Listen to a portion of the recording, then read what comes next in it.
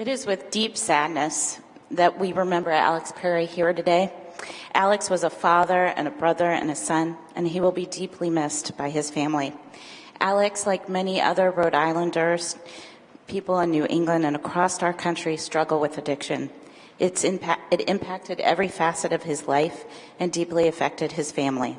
I know Senator Perry's love for her son is unmatched, but love itself is not enough. As members of this esteemed body, we must use Alex's too early departure from this world to remind ourselves that addiction is not a crime, it is a disease. And in his memory, let us recommit ourselves to working harder to eliminate this epidemic in our state. Thank you, Madam President, and ladies and gentlemen of the Senate. I rise today to encourage my colleagues to support the Good Samaritan Overdose Prevention Bill.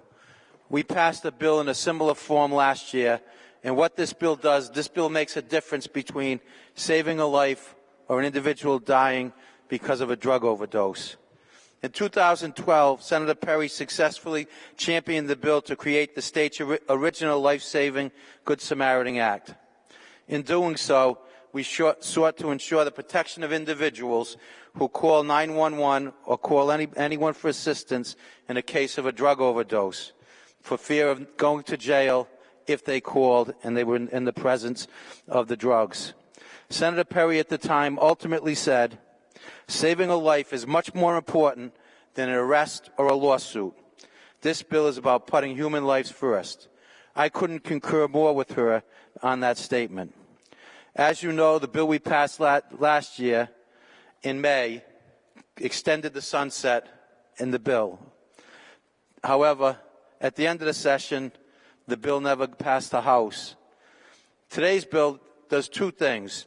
One, it's two things different than last year's bill. One, it eliminates the sunset provision so that the law would become permanent.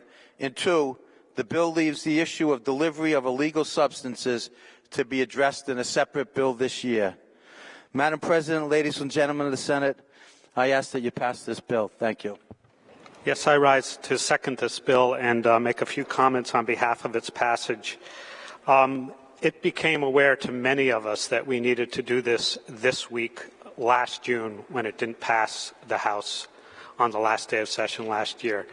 And as a member of the Overdose Commission appointed by the Governor and the Senate President, I spent many days of while we weren't in session discussing the issues as they dealt with overdose.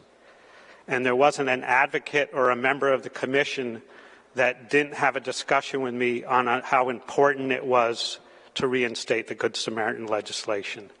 This became personal for many people, including Senator Perry and myself, for knowing friends, relatives, members of our community, nationally in the region of New England, that this is an important tool to deal with an overdose crisis that is spreading nationwide.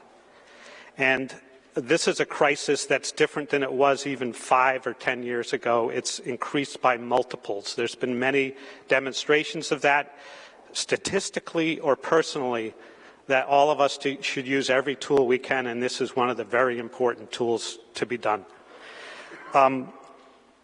In my discussions of this issue, I often use, I think Dr. Fine first used this demonstration of how important this crisis was. We have not gone below 200 fatalities a year in overdoses in the last 3 or 4 years. Imagine how many hands would be on deck if every year we had a plane crash at TF Green Airport. What would we do differently? There wouldn't be a moment, a day that passed that we wouldn't use whatever tool we had to prevent that crisis from happening again. This is one tool.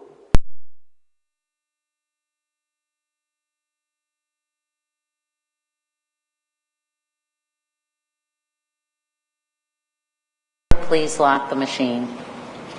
35 in the affirmative, 1 in the negative, and the act passes.